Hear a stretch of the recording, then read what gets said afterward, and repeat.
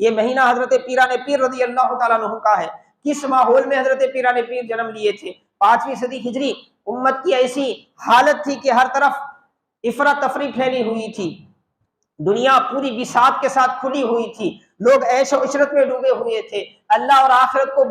بھلا دیا گیا تھا۔ ایسے ماحول میں حضرت پیران پیر رضی اللہ تعالیٰ عنہ پیدا ہوئے، اور اس ماحول میں آپ نے پروان چڑھا اور علم حاصل کیا، اللہ والوں کی صحبتوں میں رہے، اور خود کو اس مقام پر، اپنے آپ کو اس مقام پر لائے کہ پھر بغداد کی منبر سے آپ نے عمراء کو بھی جھنجھوڑا، علماء کو بھی جھنجھوڑا، بادشاہوں کو بھی جھنجھوڑا، سلطانوں کو بھی جھنجھوڑا، عوام کو بھی جھنجھوڑا، ہر قوم کو، ہر مکتب فکر کو، ہر گروہ کو آپ نے جھنجھوڑ کر کیا ہے راہ راست کی دعوت دی۔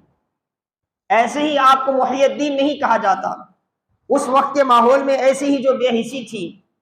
ایسی ہی لاشعوری پنپ رہی تھی، ایسے ہی لوگ جو ہے برائیوں کو دیکھ کر بھی برا محسوس نہیں کرتے تھے، ایسا ماحول بغداد کا بن گیا تھا۔ بغداد اس وقت کیپٹل سٹی تھا ساری اسلامی مملکت کا، اور اسلامی مملکت صرف ایک خطے عراق میں یا ایران میں نہیں تھی، دنیا کے اکثر حصے میں کیا ہے اسلامی مملکت پھیلی ہوئی تھی، اور اس کا مرکزی شہر جو ہے، اس کا مرکزی مقام جو ہے وہ بغداد تھا، اور بغداد ہر اعتبار سے مرکز تھا۔ ایسے مرکزی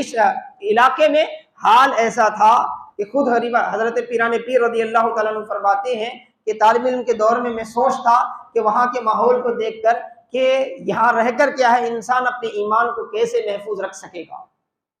کیسے محفوظ رکھ سکے گا، اتنے فتنے وہاں پر تھے۔ لیکن اللہ پاک نے حضرت پیران پیر کو خیر کی کنجی بنائی، شر کا مغلاق بنایا، کفر بنایا۔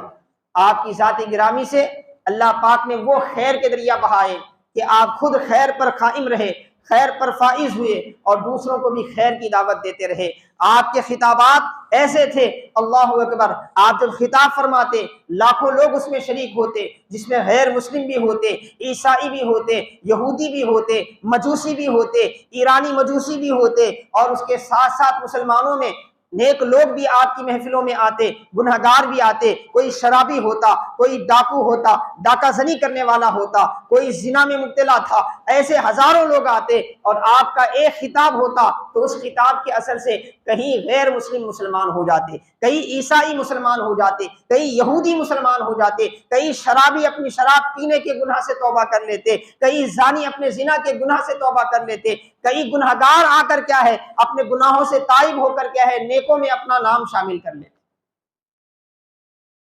یہ فکر اسلام پیدا کرنا چاہتا ہے، یہی ماحول اسلام بنانا چاہتا ہے۔